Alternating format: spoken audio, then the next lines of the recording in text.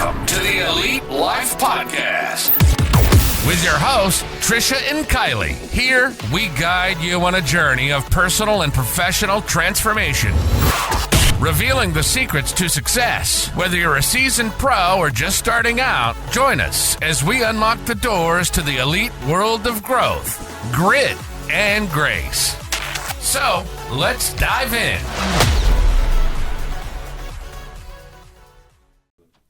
Welcome, friends, to another episode of the Elite Life Podcast. We are so glad you joined us here today. My name is Trisha. I'm Kylee, and we have a powerhouse of an episode here. Look at all these pages of notes. Oh, my goodness. If you're listening, there's a lot of pages. There's a lot of pages here because today we are diving into business planning. I don't know where that came from. It's very Grinchy. It is Grinchy, but we are in December, and this is the time to start planning what your next year is going to look like. Are you going to thrive in 2025? I love it. Let's thrive, baby. Let's do it. Because when you were asking me, yikes, how 2024 went, I was like, fabulous. I got top producer, which by the grace of God. And you're like, where did all your business come from? And I'm like, Jesus. I mean, you can put that on your business plan, but you also need some actionable steps, exactly. Right? So which is why we wanted to chat today with you guys. So whether you own your own business or you don't, or you're just thinking of some personal goals, the tips and tricks that we're going to outline today are going to help you set those goals, those big goals, chunk them down into manageable bites, and actually start tracking. Because that's really where the rubber meets the road, is with the tracking, I feel like. So I'll let you do your thing. Yeah, let's start with goal setting. Like, this is something we're talking about a lot in our office. I'm thinking about a ton. I cannot wait. Like, we're recording this in December. I want to be done. Like, I'm ready. Like, and in my mind the other day, I was like, why would you wait? Like, start right now. So I started reaching out. I was like, hey, I need a referral. Hey, I need a referral. Hey, I need a referral. Hey, I need a referral. Like, don't wait. So like, once you listen to this episode, take notes, do some reflection, write stuff down, and freaking go, yo. Yeah, you have to set clear and realistic goals. Like, that's super important. And you have to create a roadmap for your business and then break those down. So, you know, you have overarching goals, and then you start to move those down to smaller, manageable milestones. And I think that is why a lot of people fail, is they just set one goal, right? Like, I want to lose weight in 2025. Dude, that tells you That's nothing. so vague. It's so vague. So we boost our motivation by having clear steps of exactly what we're going to do. Like, okay, Monday, Wednesday, Friday, I'm going to do cardio. Tuesday and Thursday, I'm going to lift. I'm going to meet Kylee at the gym on Saturdays. You know, you have to have very clear outlined roadmap of what your year is going to look like. I love it. Like, in my fitness group online, Alicia, she writes down every workout she's going to do for the year. And then she's like, I'm taking a page from your book, because when the kids were younger, I had every dinner we were going to eat on the calendar for the whole year, because my first year in fitness and nutrition coaching, I like tried all of these recipes and I'd put them on the calendar, and then I would just move them forward like 3 months after I made them. So then I had a whole year of meals planned out on my calendar. And here's the thing, when it's all planned out, you don't have to think about it. You don't negotiate with yourself. You don't miss those goals, because you just do exactly what's on the calendar. Yeah. I started that as well. Like, I printed off a blank monthly calendar because I'm going to get back to food prepping. And this year, I want to do, you know, I would do 1 week at a time. I want to try and actually do one whole month at a time of, hey, you know, and so I sat down and I was like, okay, here's my blank calendar. And I started writing, okay, so I know we can have spaghetti here, spaghetti here, spaghetti here, burritos here, burritos here. Like, I picked all of the faves that I know the kids are going to expect. And then I started thinking of things that are easy to prep and easy to like unthaw. Fajitas, burritos, spaghetti, Alfredo, that kind of stuff. And it gave me so much peace in my mind.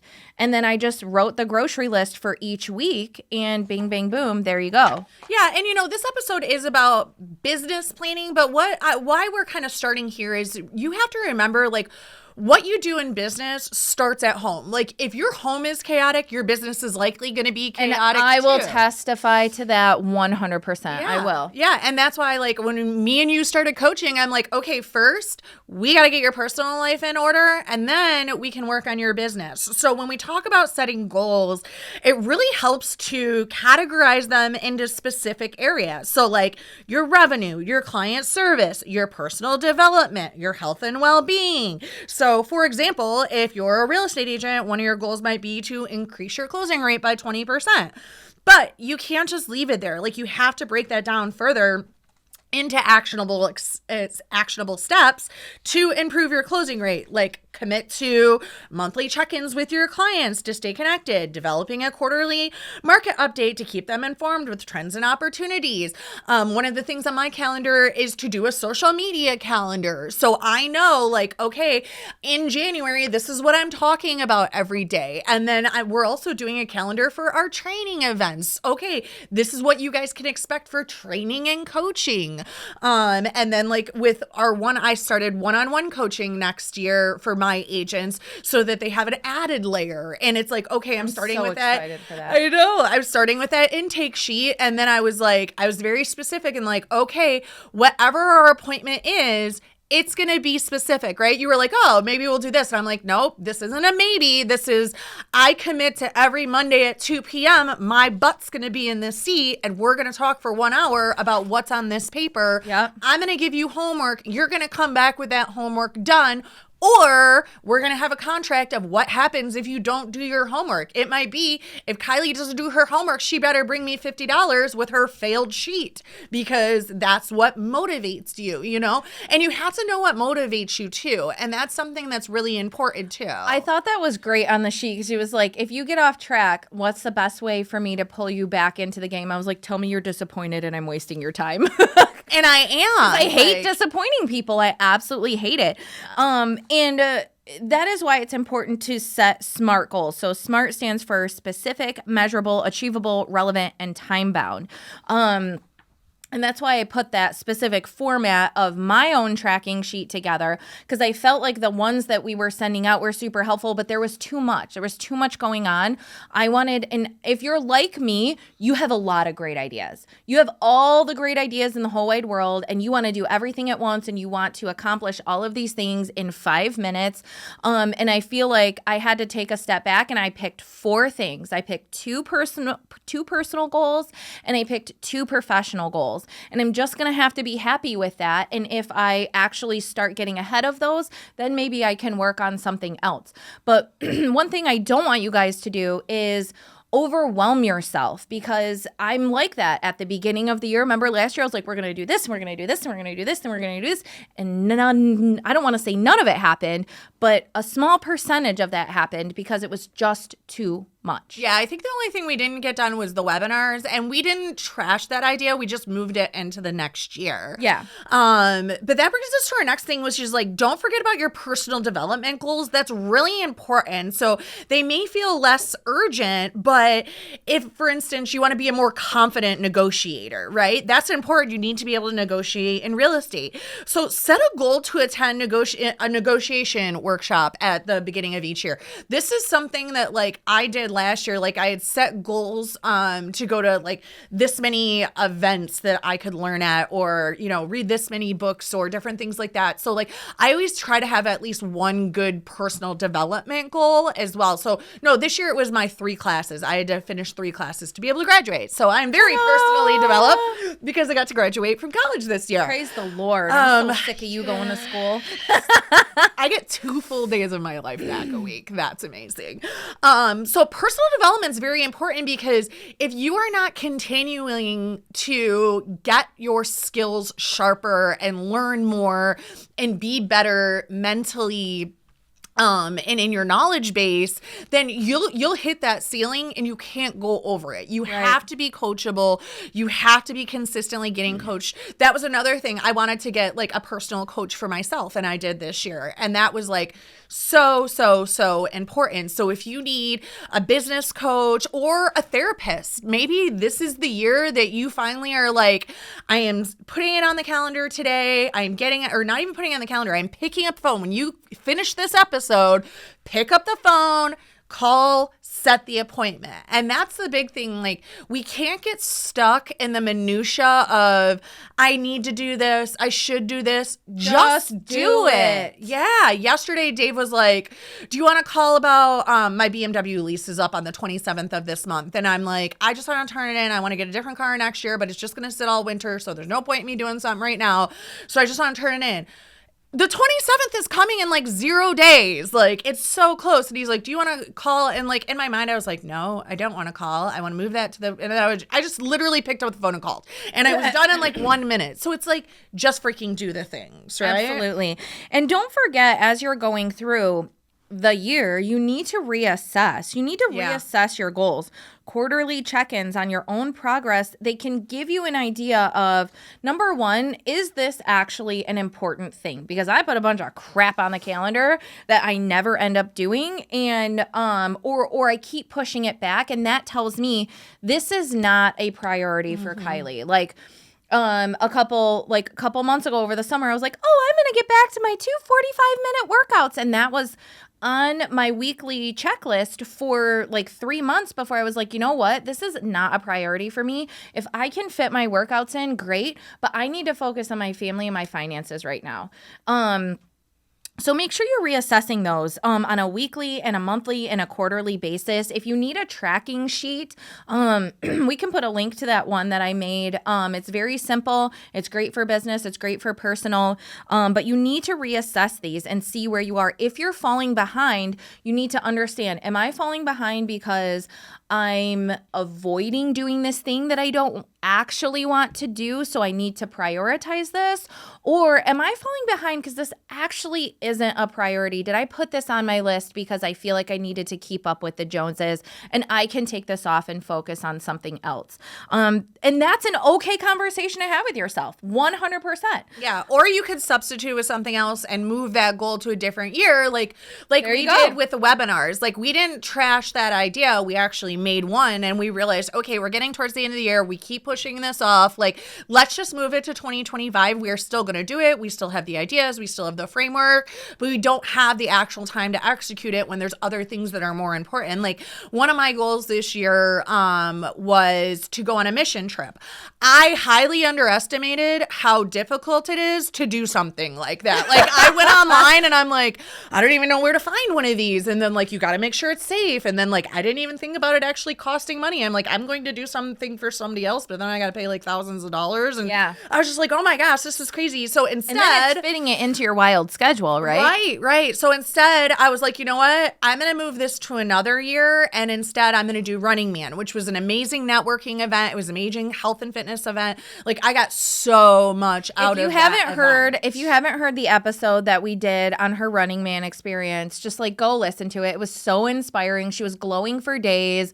I got chills listening to it. It was just so captivating. I almost want to go with you, but I'm not. You could just run around the loop twice and enjoy the rest of the weekend. Okay. Lots of people do that. You should totally do it. Now you've put it in my ear and I'm going to keep trying to get you there. Ugh, damn it. It is okay to pivot and flex and move things, but that's why we regularly assess them. Those quarterly check-ins are so important because, dude, it's like, it has to be like 95% of people set goals in the beginning of the year and they're completely done with them in like a couple weeks or a couple months max. At the end of January, nobody's going to the gym. Yeah. Nobody's eating healthy. But what I do is I actually keep it on my calendar to check in on my goals. So I have a task on my Google Calendar and it says, open and check in on goals. And then when I open it, all the goals I set for the year are there and I'm able to assess it. And that's the other thing. When you write your goals, one of the first things we're going to do in our coaching sessions is take those goals and put them on the calendar. What's a Q1 goal? How do we make that get done? What's the Q2 goal? How do we make that get done? Okay, now we're in Q3. Did we accomplish 1 and 2? Okay, now we can go to a third goal. Now we're in 4. Did 1, 2, and 3 get done? Oh, we still have some of 2 and a little bit of 3. Let's finish that in 4, and 4 can move to the next year if we need it to. Yeah. You have to keep checking in. And that brings us to our next thing, which is writing down your goals. You have to write them down and you have to keep them visible, whether it's on a vision board, a list on your desk, a digital document. I live off of a clipboard. So like all of my checklists are on this clipboard. And it makes me feel important when I have my clipboard and I look at it. I've been looking at that sheet that I printed out every single day. I've been filling it in as my deals get under contract. Yeah. I've been putting it in pencil because not all deals go to the closing table. But what I did was I was like, okay, I've got these 2 under contract. These are going to close in January. I've got this lease coming. I'm going to get paid on that January 1st. Boop, boop, boop. And as I did the math, I was like, I only need like 1 more lease and I've hit my January goal for income. Bing, bang, boom, done. Yeah, I love it. And I keep them in multiple places and I like that too. So like I have my Google Calendar that like I live and die by every single day, every single minute of every single day.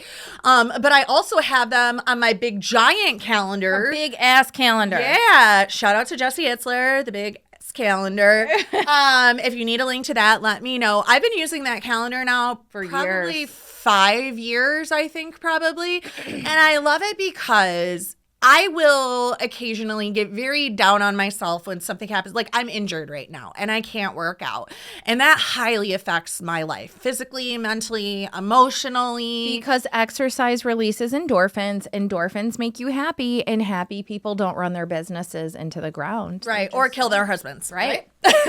So going to the gym will keep you out of prison. Yeah. Just throwing that out there. Yeah. Just throwing it out there. So it's important because I'm sitting here feeling like a lazy lump of goo, but I can walk in my office and I can look at my big giant calendar and I can see I went so hard, especially in the beginning of the year, the middle of the year, that although I am unable to work out right now from my shoulder to my hip to my neck, like literally every part of my body is broken, but I've already accomplished over 390 workouts for the year. Over 390 workouts. So I've already got a workout for every single day of this year, plus some.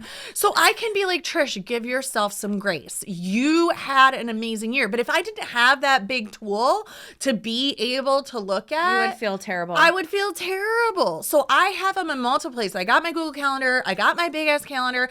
I also do a vision board every year and I'm able to look at it and be like, dang, look, I didn't know how I was even going to do those things, but they all got done because I was looking at them every day next to my desk. Manifestation. So yes, manifestation. And then every day I have on my bat doc to write down my goals. And that's where I get more detailed. Like I'm going to land this listing appointment today. Joe is going to close on Friday. You know, I'm manifesting, I'm writing my goals. I'm setting my intentions for the week or the month. Like I'm going to ace both of my classes. And I'm just like, I'm putting it out there. Always. And when you're writing it and you're saying it and you're seeing it and you're putting in all the senses, you're going to accomplish more of those goals. Beautiful. So let's quickly jump to financial planning and budgeting for the new year. This is something that I'm personally now getting into. Me too. I need to do this in our coaching. I need to set a budget. In 2024, we bought a house. So literally everything went to hell. We were just, doing what we needed to do to get the house done, financially recover and refill the coffers from that. And now I'm ready to really dig in because I have a huge, huge savings goal for 2025. And I know that I'm not going to be able to do that if I don't set a budget and really track and understand where the hell all my money's going. Yeah, so and here's the other thing I'm going to suggest with this. When you are budgeting, you need to have a home budget, which you do with whoever lives in your home. Everybody needs to understand this and know it and be on board. And then you have to have your business budget, which me and Andy have already talked about that we are sitting down and doing.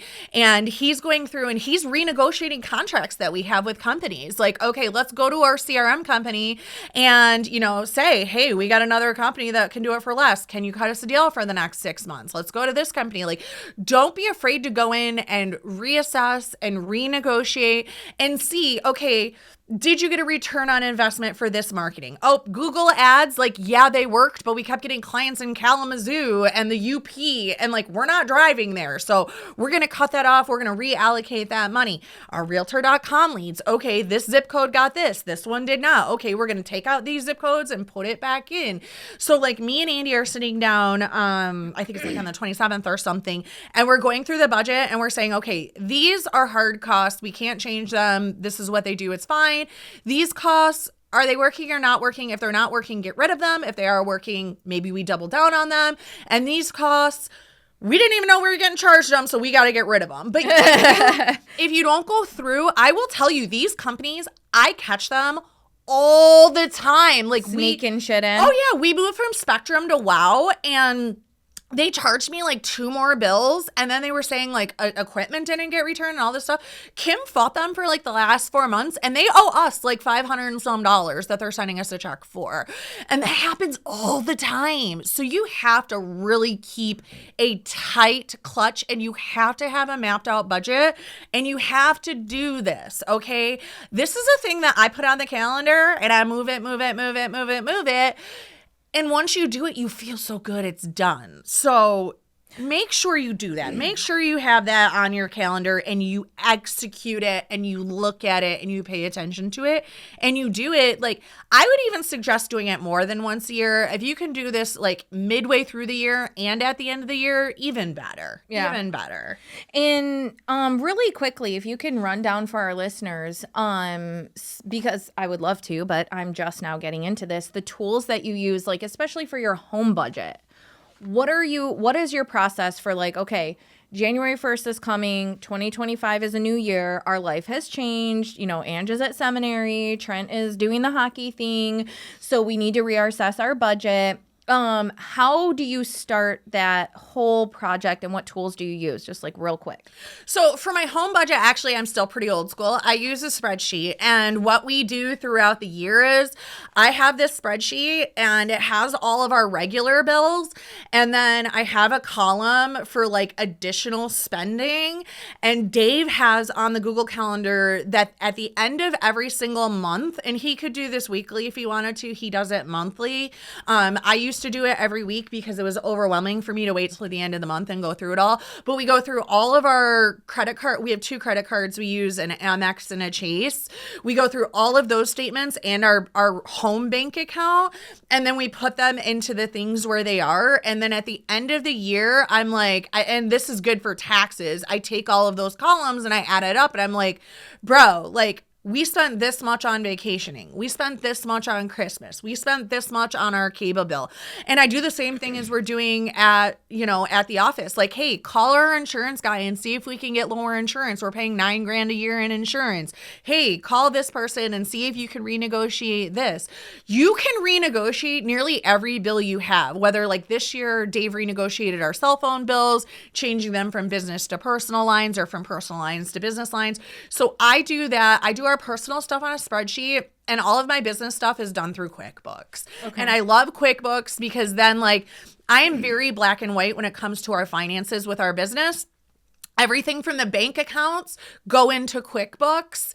And then I only have one. And that's the other thing. Like, dude, you don't need 10 credit cards. 1. Maybe 2, because if you have more than 2, guess what you're not paying attention to? Anything, because it's all over the free loving place. If you have 1, you can go through one statement, put it in your QuickBooks or put it on your spreadsheet, and then at the end of the year, you're just adding up, the end tally of each month and seeing what you did for the year and where you need to make those adjustments. But if you do not pay attention to your money, it will leave you, period. All right. So one last thing before we take a super quick break. Administrative tasks. This is also something that I started doing in the middle of 2024 that I'm actually having a meeting with someone tomorrow about taking over things that I don't need to be doing and paying someone else to do things that I don't need to be doing. So I'm going to be training someone tomorrow on like, those days where you're out and you're showing 4, 5, 6 clients and you need to get an offer in before 5 p.m. and it's 4:30, being able to call someone. I know you have Kim, you have me, you have other people, and you're like, hey, I need you to write this offer. Here are the terms, get it in, bop, bop, bop. So, really assess the tasks that you're doing in your business and the things that you would like to do in your business and ask yourself, what do I have to be doing? What can I outsource? And how much am I willing to pay? So like Andy says all the time, he's like, what is my time worth? Andy's like, my time is worth $295 an hour. So hell yeah, I'm willing to pay someone $25 an hour to cut my lawn and prune the hedges and clean the house and do the laundry and wash my car, because all those 5 hours, I could be making $300 an hour or whatever it is he says. So really take stock. And this is something I did. I started with a brain dump, which is just how I get things out of my head.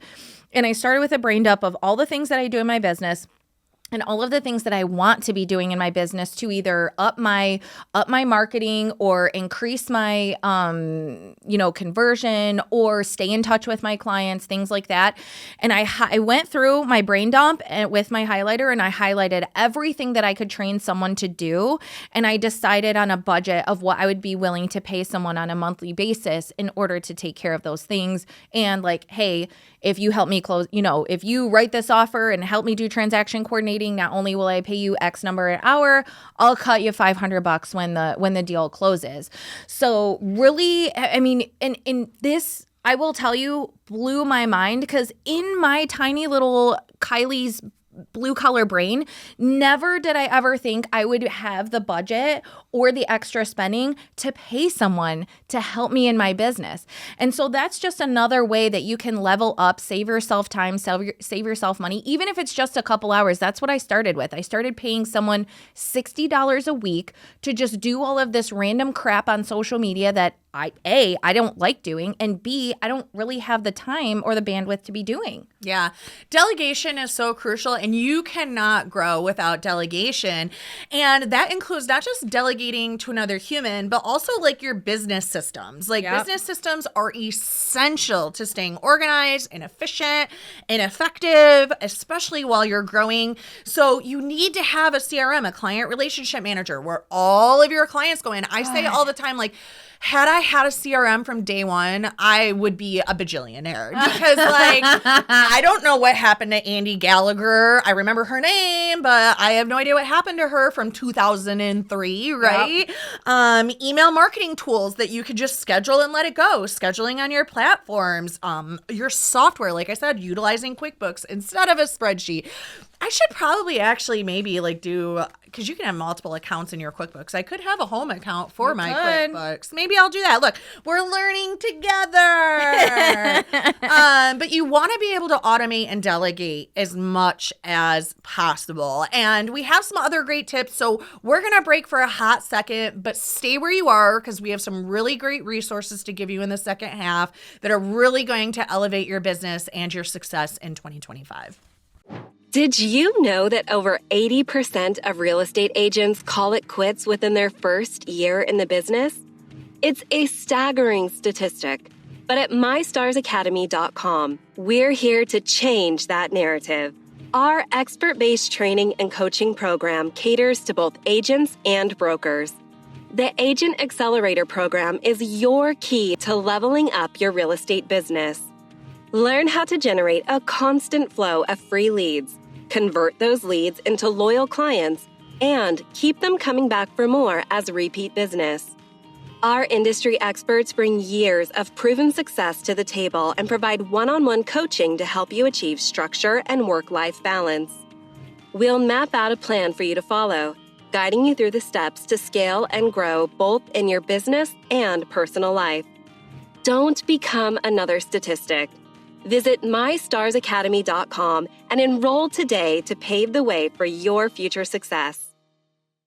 All right. And we are back. So thank you for sticking with us. Today's episode, if you have not heard part 1, go back and listen. But we are diving into maximizing and leveling up your business in 2025. We ran down budget, we ran down goals, we ran down tracking, and now we're going to jump into marketing strategy. So I know that for entrepreneurs, this is a big, big thing. We all love marketing, right? Yeah. Yay.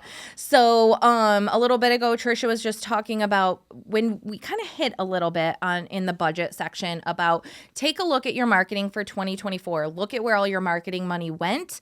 What did you have to spend? So for example, photos, obviously listing photos, that's a non-negotiable. I need to have those.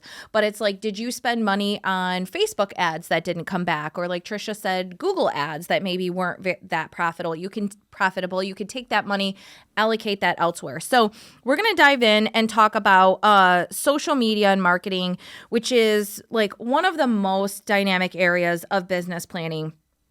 And, at the start of the year, it's a great time to, again, review what you did last year, what worked, what didn't work, and get that in line with your goals for 2025. So you want to think about your brand, right? We have the Elite Realty brand. We have our core values. We have our vision.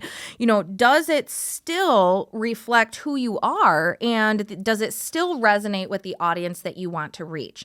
So maybe, like, for example, I know Riley, she really wants to focus on commercial. So she's going to probably go through a rebrand for 2025, focusing on that niche of commercial, commercial buyers and sellers to market herself. So the beginning of the year is a really great time to sit down and really have that reflection time and just say, okay, I want to continue with this branding or I want to rebrand. And what does that look like? Yeah. And remember, don't just focus on what you did well. Consider where you could improve too. So for instance, if you weren't posting consistently. Hi, that's me. Or your message wasn't landing, make a plan to change that. And don't be afraid to get creative for real estate agents, for example, right? There's so many ways you can showcase your expertise and add a personal touch that keeps you memorable. So maybe doing a monthly video update on current market trends, or one that I want to do in 2025 is a live Q&A, answer common questions from buyers and sellers. This type of content doesn't only educate, but also builds trust with your audience. And I want people to really, really think about this when it comes to social media.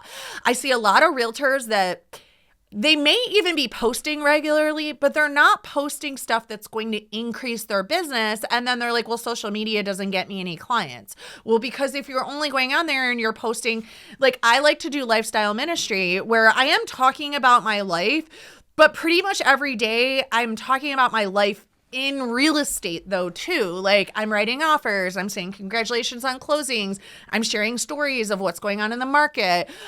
So it's important, if social media is going to be one of your platforms where you want to build your business in, make sure that's reflected in your regular engagement and posts. So I may not have a real estate specific post every day, but I would say definitely out of 7 days a week, there's at least 5 posts in that 7 days a week that reflect something about the real estate market. And you don't want it to just be salesy, come to me to buy a house or sell a house, right? It should be let me tell you this story about this closing for my first time home buyers, or Riley with commercial, right? She's going to want to start posting strip malls for sale, convenience stores for sale, bars for sale, hotels for sale. And she can go on to, Crexy.com and get those examples, start talking about her commercial clients and her life in commercial real estate. Whatever you are putting out in your social media is what's going to come back, whether that's business or personal. Mm-hmm. So if you're posting about politics, expect to get drama about politics back. If you're posting about, family drama, expect to get messages about other people's family drama back. But if you're posting about commercial real estate, expect people to contact you when they want commercial real estate. This came so clearly to me when I moved, because before I was always talking about real estate in Novi, and all my clients are in Novi, New Hudson, things like that. When I moved to Clarkston and bought a house on the lake, and all I'm talking about is lake houses, all of a sudden everybody's coming to me to get a lake house. And I was like, this is really how it goes. Okay, look at that. Like, whatever you're talking about is what you're going to continually get, because people are hearing it and then they're thinking, oh, Kylee, she helps investors. So if I'm an investor, I'm going to go to her. So if you don't want to be working with first-time home buyers, don't be posting about first-time home buyers. If you don't want to be known as the Redford Realtor, don't constantly be talking about Redford real estate. If you want to be known as the person to go to for lake houses, start talking about lake houses, posting lake houses, having webinars about buying a lake house. Whatever you want to be known for or doing your business in, put it out, is what should be your consistent message. Consistent. That doesn't mean every single post, but it means the bulk, like 80% of your content should be surrounding that, whether it's touring it, posting it, talking about it, the ins and outs about it. Like I posted, and this is probably something I'm going to try to continue doing. Yesterday was Monday, and I posted Mortgage Monday. And I was like, ooh, I like that. I like having a Mortgage Monday, just a little 2-minute clip, something about mortgages, because that cues people, mortgages, real estate, right? And so it falls in line with my branding and my consistency, but it's something a little different for people to hear, and they get to hear from Greg instead of me, and they're going to come and go, ooh, I know Trish has those Mortgage Mondays. Let's go through and watch her Mortgage Mondays when we're getting ready to go buy a house so we can learn more about mortgages, right? Absolutely. And if you're like me, you're already overthinking it. You are already overthinking it. It does not have to be that big of a deal. It does not have to be overthought. It doesn't have to be super formal. For the longest time, I refused to do like lives and videos and things like that because maybe my makeup wasn't right, or my hair was a mess, or I was in a t-shirt. And now, I don't even care. Yeah. Because I get so much love from people, because I get on there and I'm just authentically me, and people realize that, yes, I am a professional. Yes, I am an expert. Yes, I know what I'm talking about, but I'm also an actual real person. And most people really enjoy working with actual real people. So don't overthink about it. A quick video or, a shot from your phone. You don't need fancy lighting. You don't need camera equipment. Just do it. Just do it. And once you get into it, it feels natural. You're starting to get some love. I mean, like, I know Riley, your girl does her makeup on the videos, like all the things, and she gets so many views. She gets so much love on her Instagram and on her Facebook. And so don't overcomplicate it. So another idea is to, you could always, like align your content with like seasonal trends, market trends, events. For example, when we had the draft here in Detroit, it was like, that was a great opportunity to talk to people about buying Airbnbs, because legit the hotels were booked, the Airbnbs were booked, literally all the verbos were booked, everything was booked up. So, you can find these things that are going on in your area and in the space that you want to work, and you can start putting that out there as well. It does not have to be complicated. Work smarter, not harder. Yeah, and you can pre-plan it even just a month ahead of time. So in December, you're putting on your calendar for January. I just said, I don't know if I said this last episode or this episode, but you're putting out your January content calendar, right? Yeah. Like, okay, let's talk about home planning in 2025. Let's do a workshop. Let's do a webinar. And think of different mediums you can do too, because what is true is everybody has different ways they intake information. So I may do a live, but then 2 days later do a post about the same thing, because everybody doesn't watch my lives. Some people don't watch videos at all, but they will read the post. And then maybe I'll do an in-person workshop. So you can repurpose your content throughout the month and make sure you're hitting people in all the different ways. You're doing a live, you're doing a webinar, you're doing a word post, you're doing a in-person one topic. workshop. That's just one topic. Another thing that I do is when I batch create my content, what I will do is I will maybe use the same graphic, but ask ChatGPT to give me a different different text to go with it. Or sometimes I'll have a graphic with like a white background and I'll change it to a purple background and I'll post it 2 weeks later.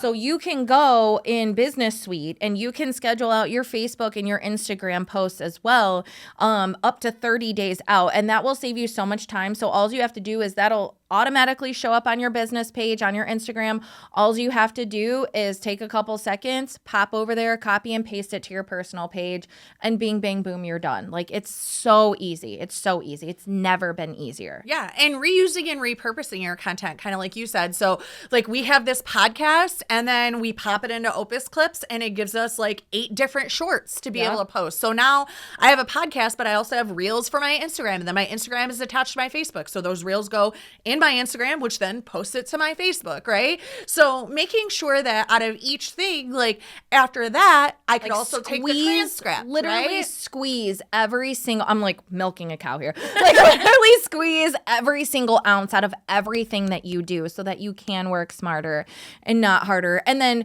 I know we just talked a lot about social media, but like Trish said, you want different mediums. So just make sure that, especially if you're an entrepreneur, you are connecting with the community. So you are either hosting an in-person thing or you're going to networking events, or I know Trisha meets a crap ton of people while she's running through the woods. Like, honestly, make sure that you are engaging with local groups, joining community events, hosting small meet and greets. This can be so, so powerful. Tracy and Jenna did the one at Big Shots or whatever it was. They had a great time. It was a great resource for the community. You know, it's because when you think about it, like Trisha told me a long time ago, she's like, when you're a business owner, yeah, you have to own your business and do things. She's like, but literally your job is making friends. Your job is making friends. That is it. Just putting your name out there and making friends. So just make sure you're, you know, as hard as you want to go in the paint on social media and being on the internet and things like that, make sure you're not neglecting those in-person opportunities. Yeah. And if you don't, like if you absolutely hate going to in-person events, then guess what? You're going to have to do paid ads. Okay. So it's one or the other. What do they say? It's like sweat equity or your money, or paid equity, sweat equity or paid equity. Something like that. So it's either going to be your time and your energy, or it's going to be your money. So you can choose one or the other, or you could utilize both. But you could do paid ads to expand your reach too. Like I know for Dave in photography, he's spending something super small, like $30 a month to do Facebook ads for his photography. And he's already booked multiple weddings from that. So a wedding is, you know, thousands of dollars for a photographer, and he's paying like $30 a month for a Facebook ad, you know? So you can do paid ads and you can create like exactly who they're going to. Like he's targeting, I think it's like women who are between this age and this age, because he realized that usually it's the mother of the bride that books the photographer. Okay. So he's like, okay, I'm going to have my ad. I'm going to focus it on women between this age and this age for photography. In these areas. In these areas that are where he wants to work. And he's throwing out that Facebook ad and it's working. So for him, like that makes more sense than going to like, I don't even know what event you'd go to get Chamber of photography gigs, right? But it's also more comfortable than like cold calling places. Like I'll get like, you know, photographers that'll like DM me on Instagram or like they'll listing call me photos and or stuff. they'll email me. Yeah. So with a paid ad, then it's going in front of the people that are likely going to need it, you know? So it's one or the other, or you could do both. But if you hate one, make sure you're doing the other is the point. Yeah. And while we're talking about, you know, cultivating new business, don't neglect the people who are already on your team.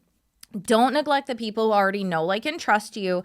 Like I said, again, I don't remember if it was this episode or the other episode, but I put my business plan together and I remembered that the guy that I sold his house on the lake, he told me that he was approached by someone who was like, I'll pay you $600,000 cash for it. So I called him yesterday and I asked him to connect me with that guy.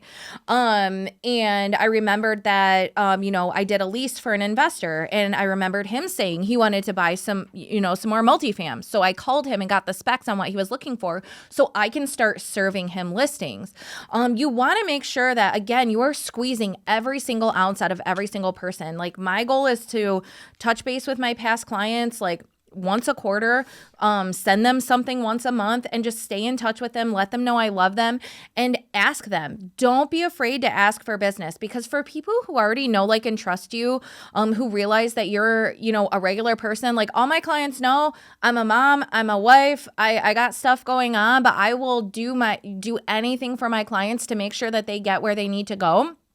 They have no problem handing out my business card to, coworkers, family members, friends. They will advocate for you. So allow them to do that legwork for you when you are trying to build your business. Don't forget about the people who are already in your corner.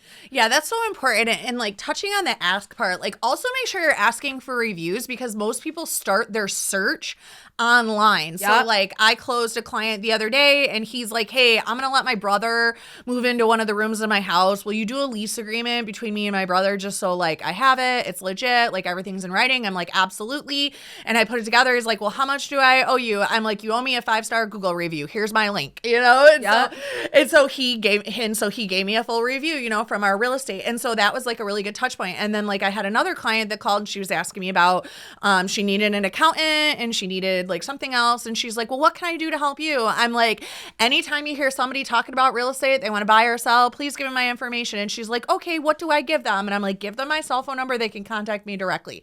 You can't just assume that people are going to refer business to you because they don't know if you want more business, right? Like you have to make sure you're asking for that business. And that actually just kind of reminds me of something back to the social media part.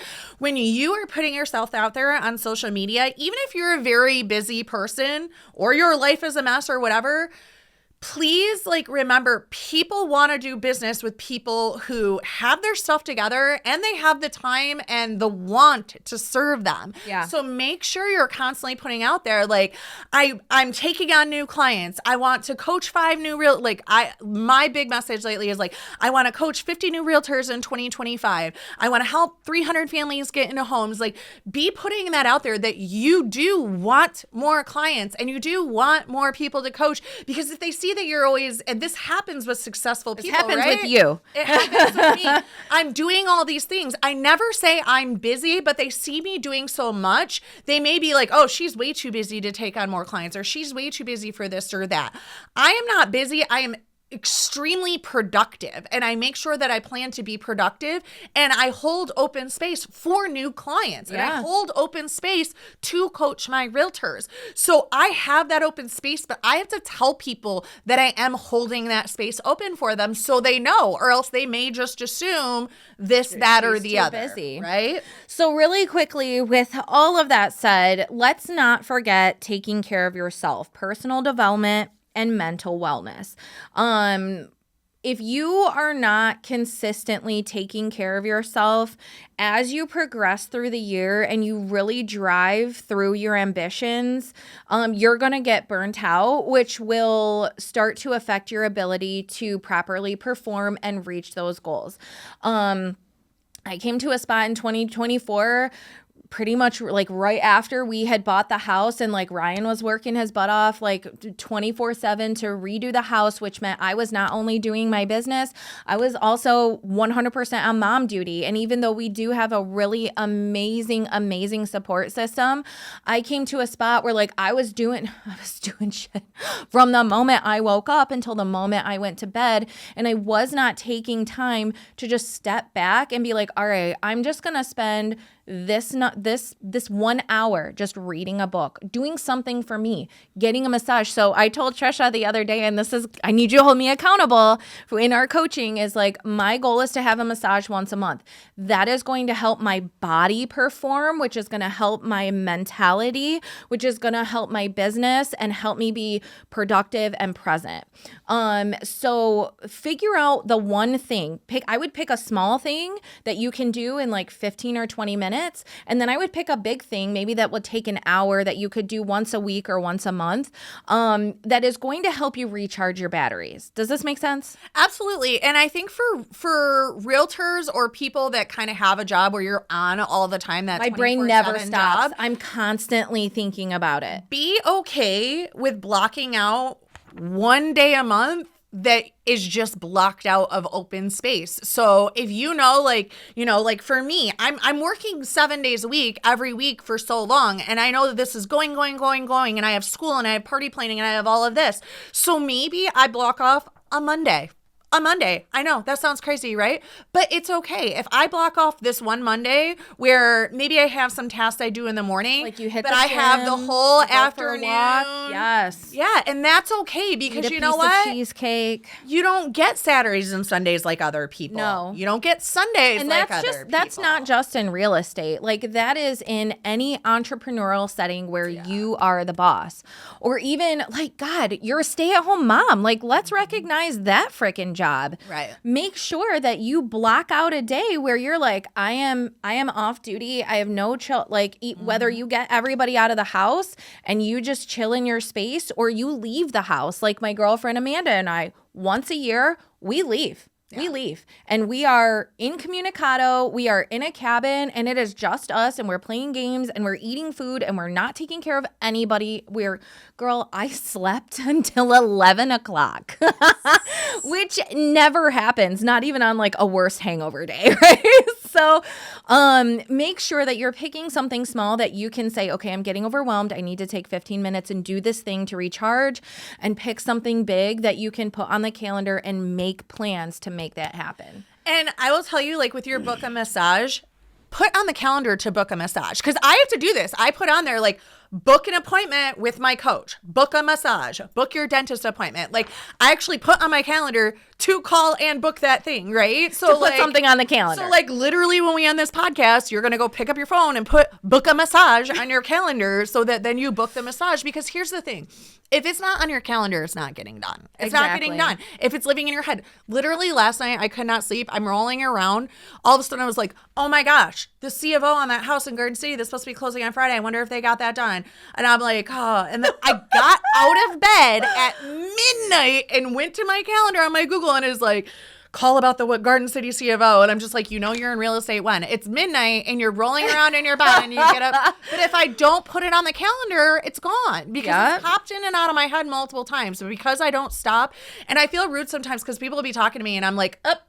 But I have to. When it comes to your mind, you have to stop what you're doing and put it on the calendar, even if it's on the calendar to do it later or to book it later. Yeah. That's how it gets done, including your self-care, including giving yourself the space of a day or an hour or 20 minutes or a massage or whatever it is. It's a must. Yes. So we hope this was super helpful for you. Do you have any last minute remarks before we wrap the show? No. Well, one, I would say also like you can stack these things. So for example, like I may consistently go to the gym and I'm going to the gym because I'm training for something, but I will also make sure I have like 15 extra minutes to sit in the sauna. And that can be your self-care. Okay, I went to the gym and maybe that's not my favorite thing to do, but then I sat in the sauna for 15 minutes and listened to a meditation.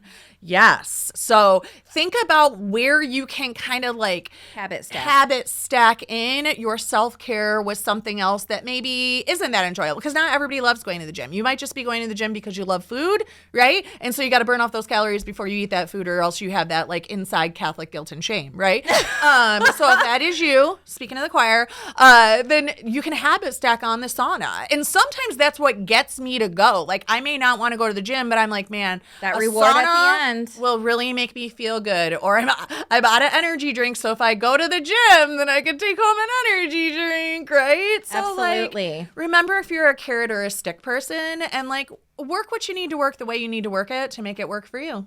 Work, work, work. Well, I loved this episode. I hope you did too. Make sure you like the show. Don't forget to subscribe, because we work really hard to bring you guys these episodes. We are pouring our just passion and our life into this, and we hope that it is helpful for you. So sub the show, because every Thursday we drop brand new content. So make sure you come back next week for some more Elite Life.